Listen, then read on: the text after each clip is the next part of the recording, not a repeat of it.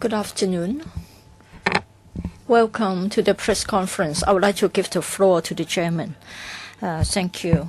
Good afternoon, ladies and gentlemen. We are here to talk about Chapter 1 of our report number 66.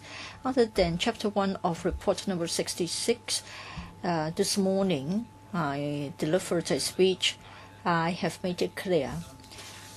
This is the last report of the current term. For the past 4 years, we have altogether put together 10 reports in relation to the reports from the Director of Audit. We have altogether conducted 25 hearings, and we would like to thank you for your support. So this will be the last report from us, and this is on Chapter 1 of PAC report number 66. Mr. Alan Leung is the leading member on this chapter. We are a bit worried that we may have to be summoned back to the chamber for quorum count. So please be cooperative, direct questions, direct answers, and then you may have to prepare for our temporary absence so as to form the quorum back at the electrical meeting. Alan. Thank you, Mr. Chairman. For report 66, we have identified one topic for our investigation, and that's in relation to the Rating and Valuation Department, RVAD for short. We held a public hearing, and our finding is as follows. The biggest problem is that for rates and government rent, in fact, they are broad-based and stable sources of government revenue. For the year 2014-15, the two together added up to $31.6 billion in terms of government revenue. And that's why we have been quite concerned as to whether the department has been following the rating ordinance as well as the government rent assessment and collection ordinance in relation to rental information collection. Correct analysis of the information so as to facilitate the collection of rates, so as to avoid incurring omissions and, as a result, jeopardizing this very broad-based and stable source of government revenue. Our finding is that for the Rating and Valuation Department under the Rating Ordinance and the Government Rent Assessment and Collection Ordinance, when it comes to the annual collection of information, its performance is far from satisfactory. It hasn't been comprehensive enough, and there's room for improvement. One other point that we would like to highlight is as follows. In the rural area, there are certain cases which are not eligible for rates exemption. Say, for example, the building height exceeds the statutory requirement, or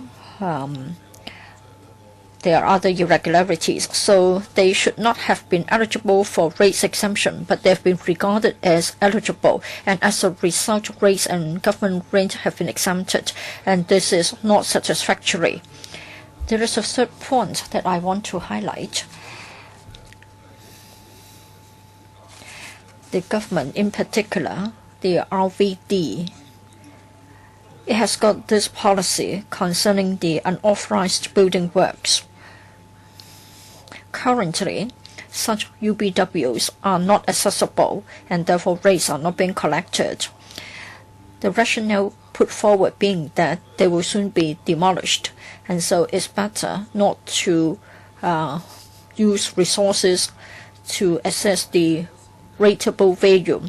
However, the Director of Audit's report says that towards the end of 2015, there were about 10,000, and it is not a small number. That is, 10,000 UBWs have been in existence for more than 2 years. In other words, for such UBWs or irregularities, if they are not to be accessible and not subject to rates, then we have to point out that it hasn't got a sound basis for such a policy. It is said that they are transient, they will soon be demolished. But then end of 2015, throughout Hong Kong, there were 10,000 such UBWs which have been in existence for more than 2 years. In other words, they won't be removed in a matter of 2 or 3 months' time. Otherwise, its policy could have been justified. And therefore, during the public hearing, we did put this question to the Secretary for the Financial Services and Treasury, that is Professor Chen. We have invited him to examine the policy because the policy cannot be supported by the facts. And if we look at the cases, then we can judge whether their policy is justified. And initially speaking, it seems that it is not quite right. So we have asked for it to be re-examined. During the hearing, the Secretary did say that probably the policy might not be that appropriate and probably it should have been sort of removed. However, after considering the matter, he said in a written reply that it would not be the case. He hasn't been clear about this matter. The PAC thinks that it is time for us to revisit this topic. This is because for the UBWs, if they are unassessed, then it means that the persons involved have double benefits. First of all, they are occupying a UBW which shouldn't have been allowed to exist, and it is not accessible. In other words, for somebody living next door, which hasn't got a UBW and who has been paying rates, then he will be aggrieved. So for the law-abiding neighbors, they think that it is unfair. Now, the chair has asked me not to spend too much time on this, and therefore I come to the last point. We have expressed our concern, our grave concern. That is, the department hasn't done its best to cooperate with other departments, like the Buildings Department, the Lands Department, as well as the Home Affairs Department, as to their respective roles. Well, the BD, Buildings Department, is responsible for informing the RBD in relation to unauthorized building works as well as irregularities in relation to structures, as well as the progress of demolition. However, there is a problem in their communication.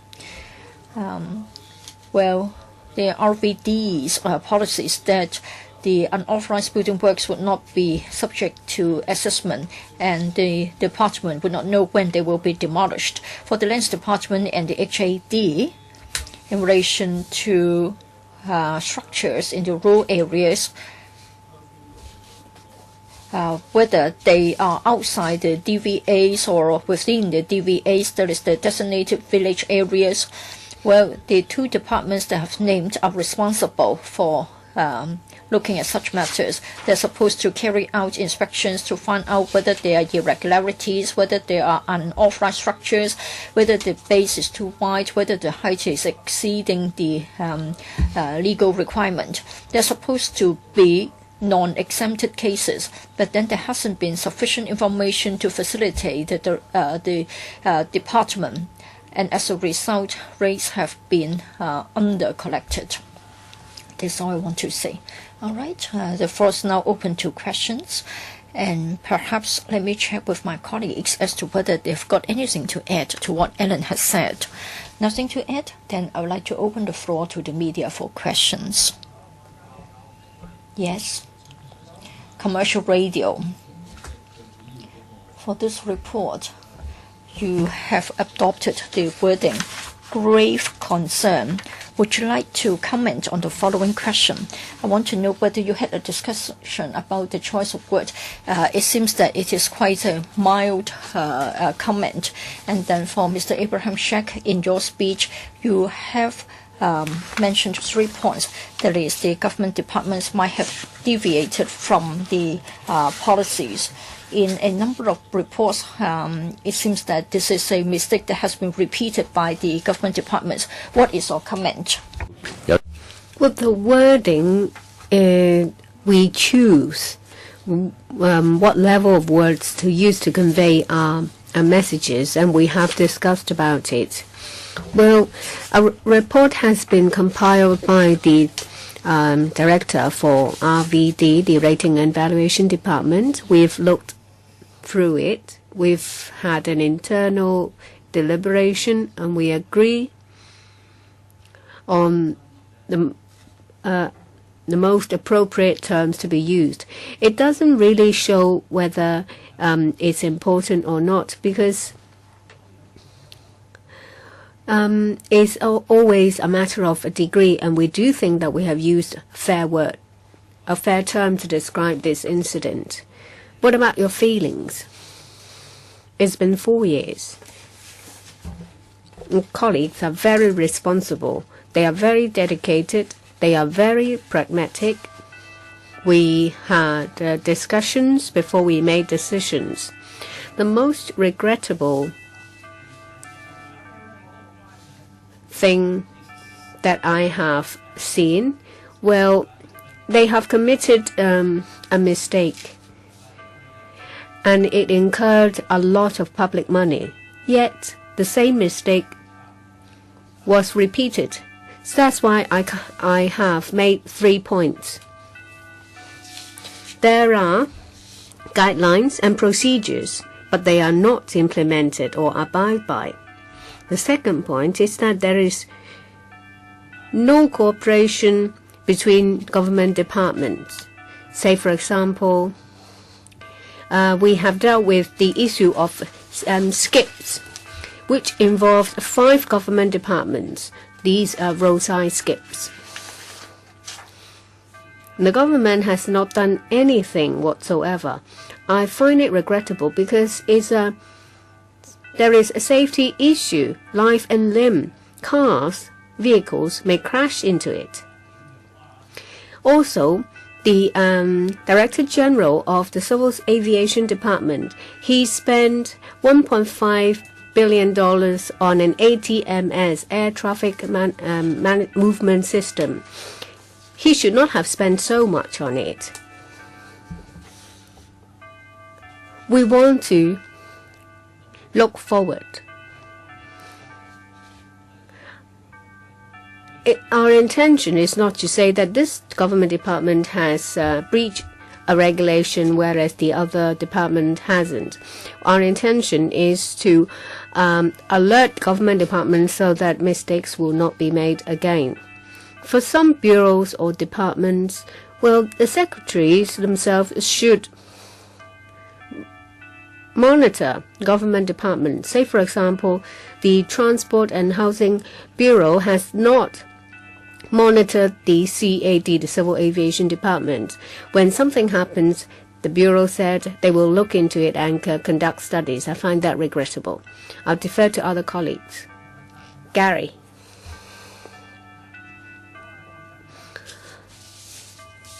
The chairman has made a report in the council. In his concluding remark, he said that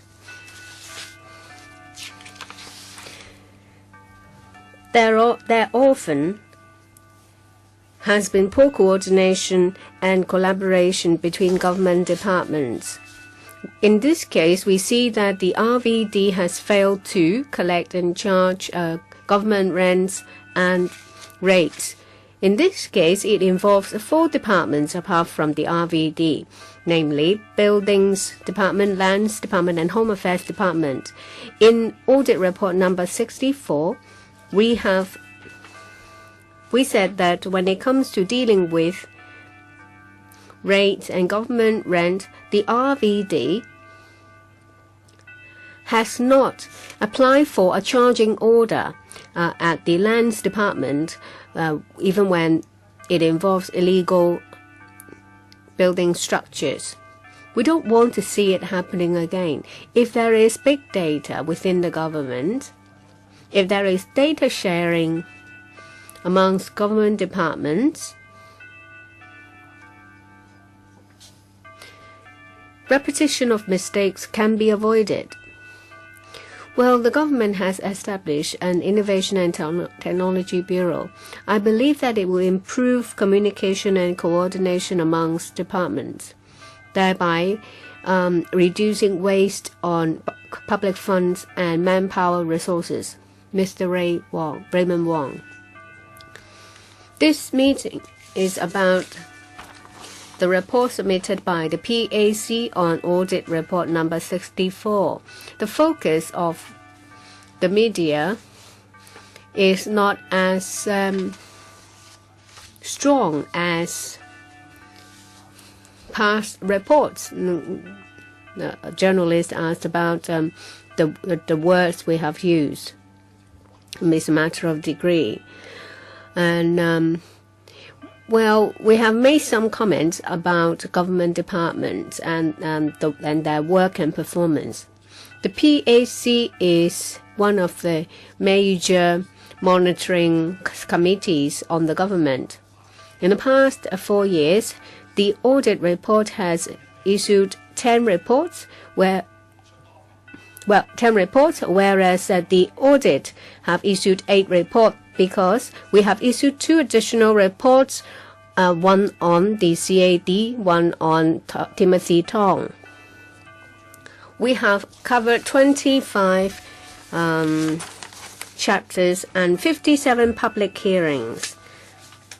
That doesn't include closed-door meetings on deliberations on the preparation of reports. We have 2 lawyers here and an accountant here. I do believe that the PAC has discharged its duty, and we have learned a lot.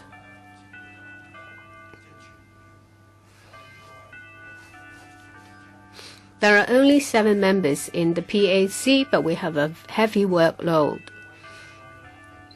We do our best.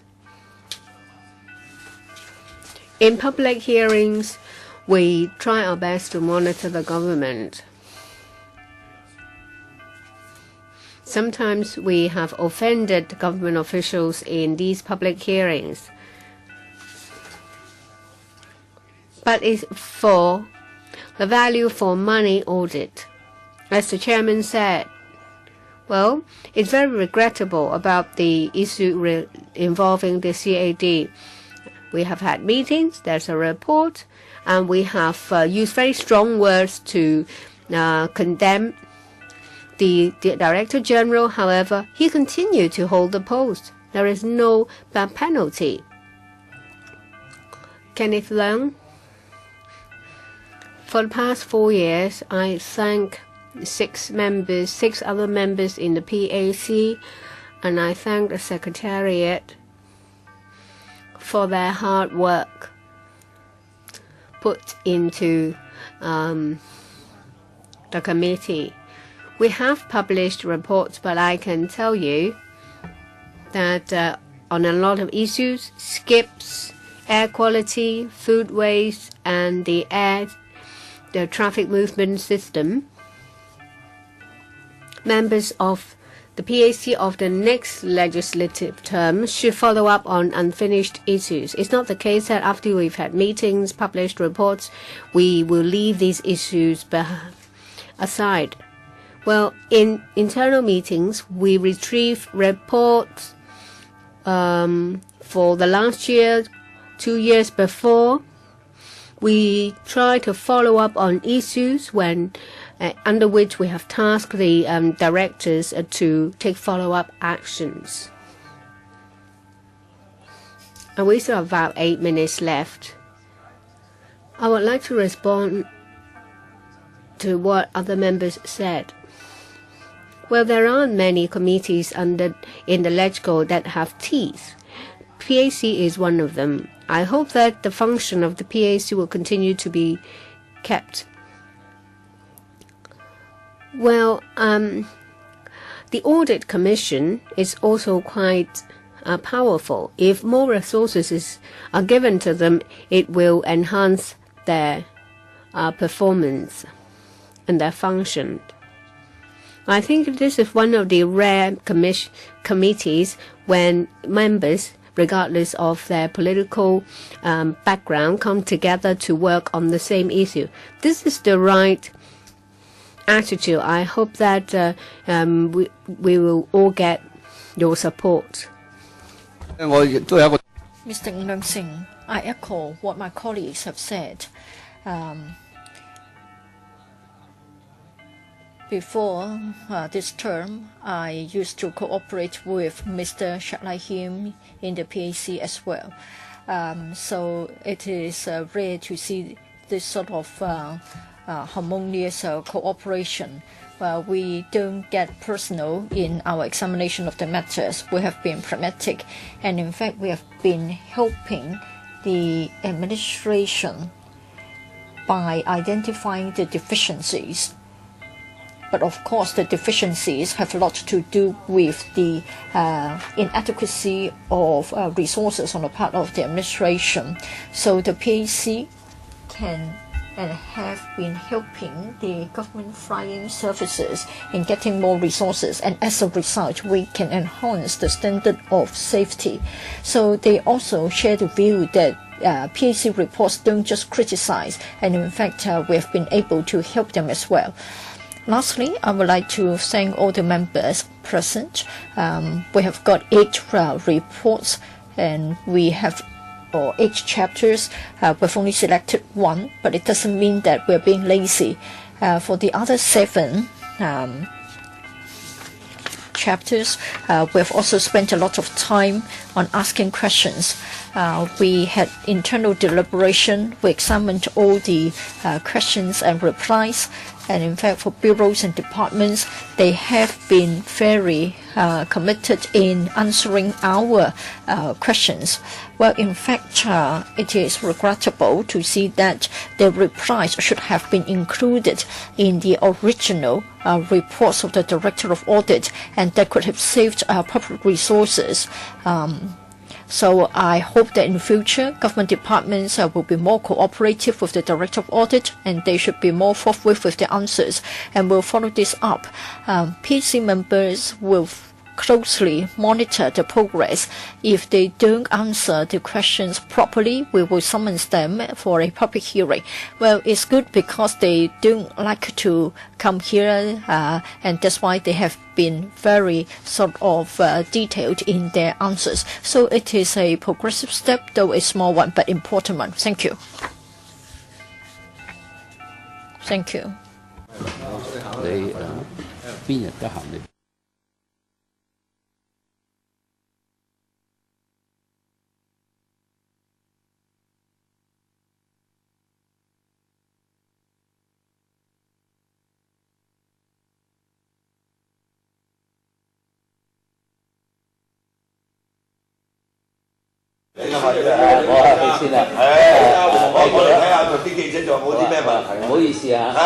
Do you have other questions? We are heavyweight representatives. I'm grateful to Alan in particular because this will be his last term of the LegCo membership.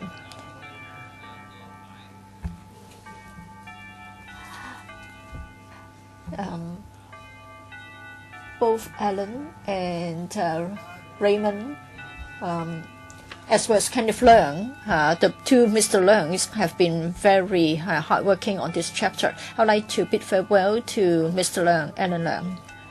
Thank you. Thank you, Chair. 未停啊！未停啊！你去啦，係啦，未停啊！快啲啊，夠鐘啊！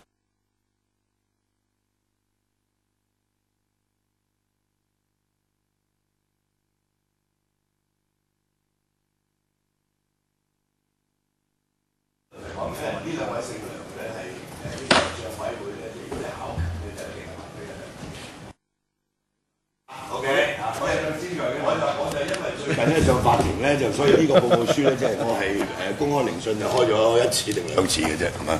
咁就係其餘嗰啲我哋都有參與嘅。Because I had to attend court hearings, I only took part in 1 or 2 of the meetings. Alan is a barrister, and then Kenneth is an accountant. In fact, we always have an accountant as a as one of the members of the PAC, I recall that on one occasion we got Mr. Sterili and then Mr. Chen Mao-bo. Now is Kenneth Leung's turn, because we need an accountant to examine the figures for us, and we start with the perspective of value for money. Of course, from time to time I might have deviated from the main idea, and it may be regarded as personal attacks or criticisms, and this has upset public officers. But I think I would like to say that 10 reports have been issued by us out of 57 hearings. Let us emphasize once again that we are most grateful to the Secretariat. Their support is indeed wonderful. The 7 of us have to attend many different meetings. We are very much reliant upon the support of the Secretariat, so we're grateful towards them.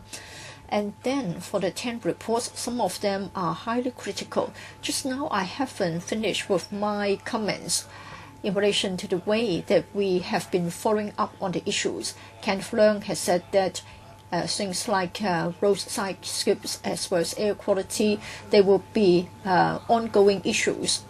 Now, for the members of the next term PAC, I'm sure they will follow them up. Other than that, I think accountability is the main point that we are most concerned about.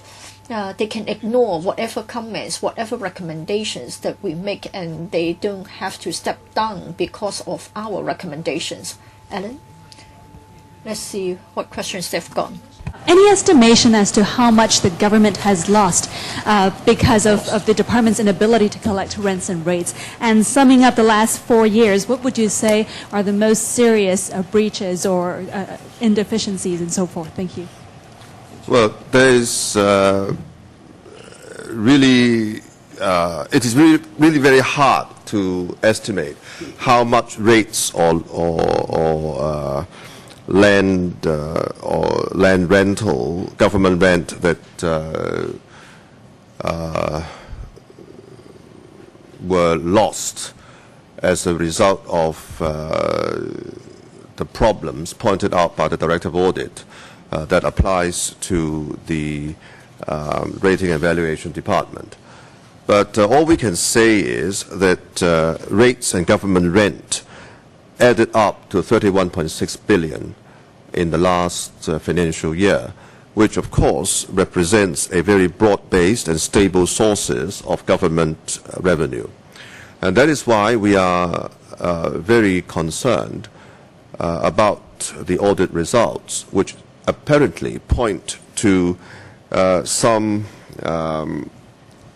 inefficiency and also failure by the Rating and Valuation Department to do its utmost as required of it by the Government Rent Assessment and Collection Ordinance and also the Rating Ordinance. We particularly pointed out that the claimed policy of the government not to collect government rent or rates of unauthorized building works doesn't make sense.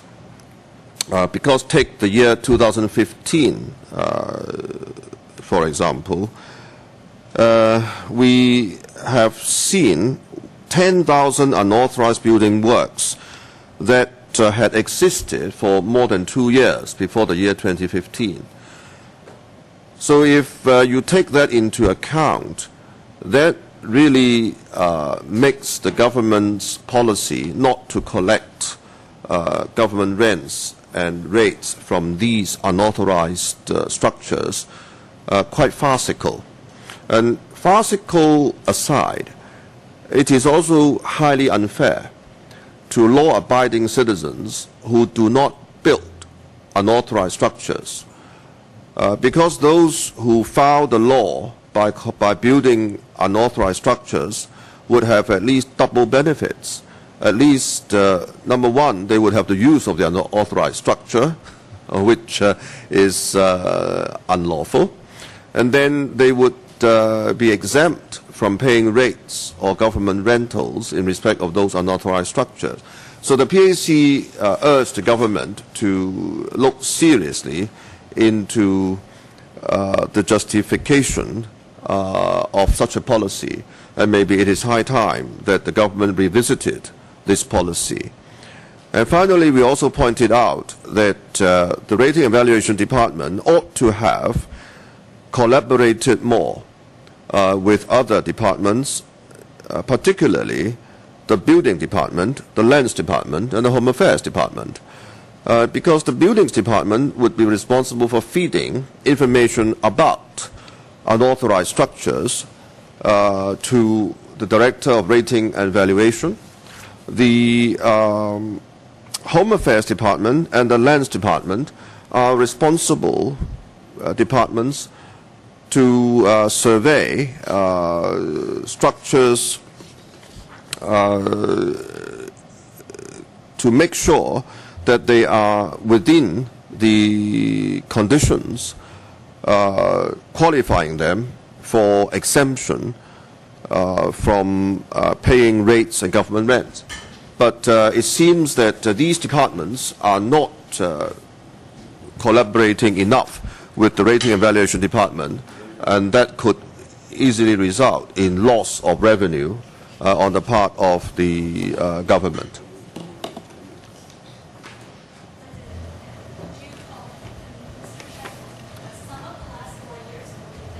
Are the most serious problems that you've faced in terms of the different departments? Which one is the worst case? Thank you. Serious department, the worst case of this 4 years, many serious cases. The worst case is the civil aviation case, where I think the housing and transportation have not exerted their supervision during the general administration aspect of the civil aviation, and secondly, they have totally ignored their duty in regulating and supervising the department. That's the worst case that I personally feel is a little bit sad. Because normally a government department all run on procedures, run on guidelines, but somehow it's lacking there. And this happened over a long period of time. It's just not one project.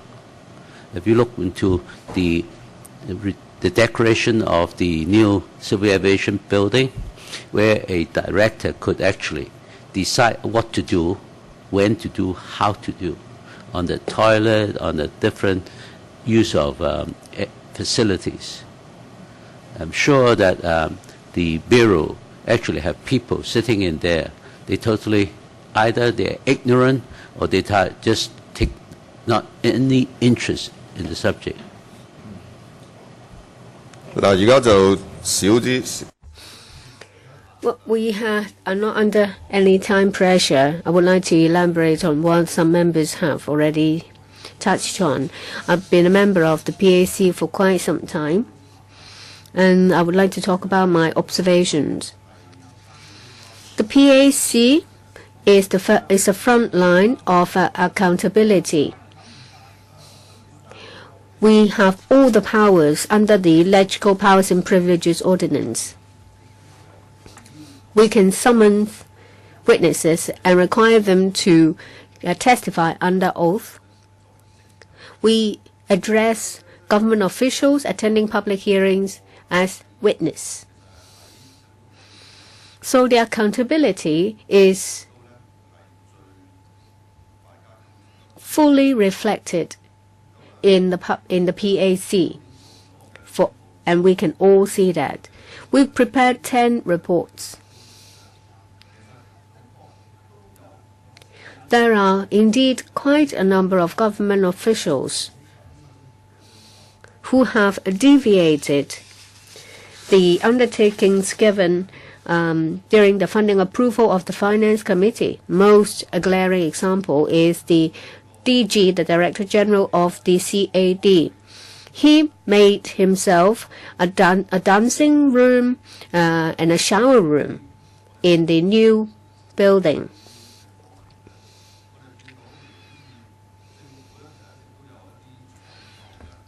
There are procurement policies, government procurement policies. Very often, government departments circumvent such procedures. The PAC is a gatekeeper. If procedures are not followed and undertakings given at FCs not delivered, we will hold them responsible and not let them off lightly, because the PAC will, based on the audit report,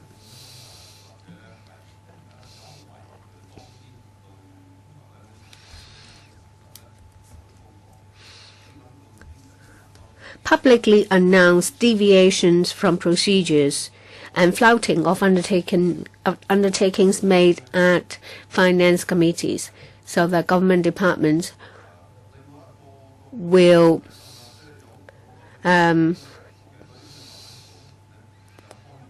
made alert.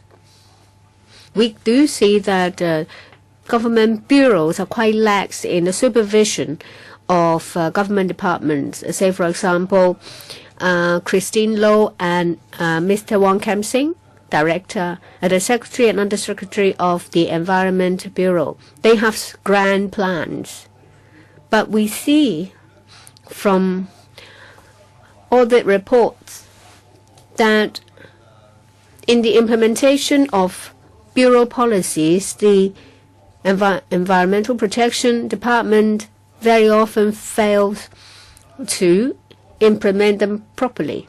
So there are policies, but these policies are not implemented by departments. We prepared 10 reports. And that's one of our observations.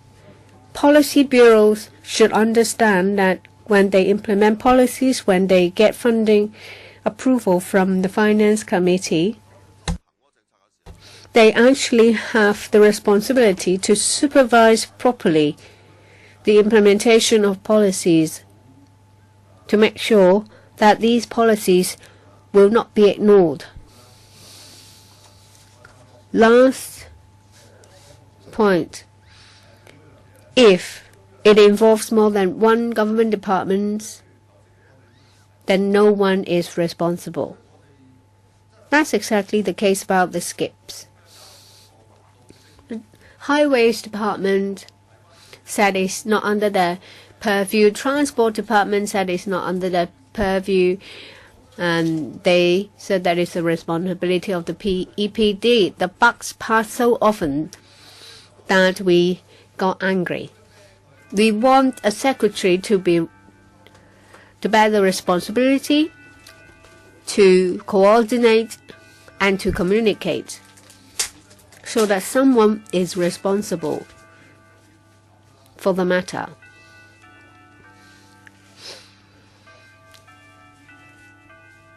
I share the feeling of the chairman. The government should pay attention to this. And I hope that future PACs will uphold this good tradition. We are the front line, the first line of defense between the legislature and the executive. We should be the gatekeeper to make sure that government public money approved is properly used and is value for money. Sorry, speakers off mic. In the past 4 years, you've had many public hearings. Which is the one that leaves the most vivid memory, and that you have put in the most effort, and which one is poorly followed up by government departments out of all? Well, I've attended hearings of Timothy Tong and also Norman Low. I am still following up on the procurement of the ATMS of the Civil Aviation Department. During the public hearing, apart from looking into the new CAD building, we also looked into the procurement of the air traffic movement system, tender exercise, and implementation. After receiving PAC report, the government has engaged a UK company, National Air Service, to look into how the CAD implement the new ATMS this year. I talked to the Under Secretary, Mr. Yao Xingmo of the THB, the Transport Housing Bureau. He said that in October, November this year, they will know whether the new system is suitable for going live.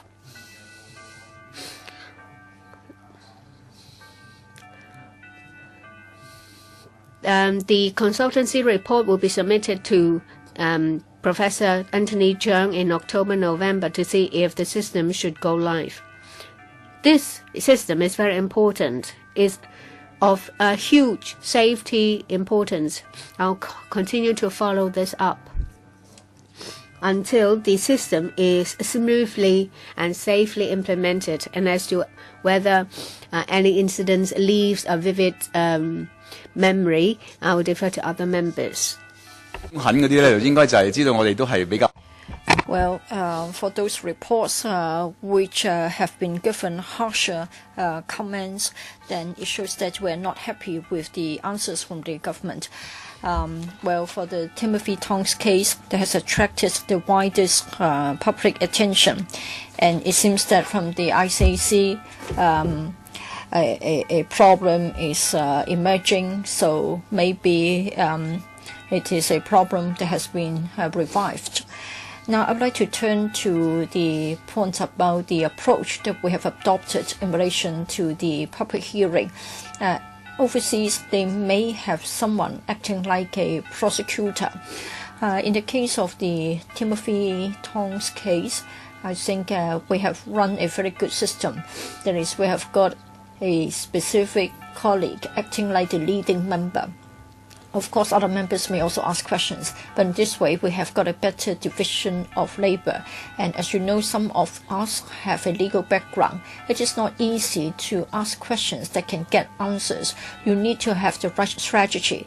If we become very scattered, and in fact, some members like to make comments rather than asking questions, and they are very different from examining a witness, and it may not be efficient and it may not be effective. So that will be the direction of our reform.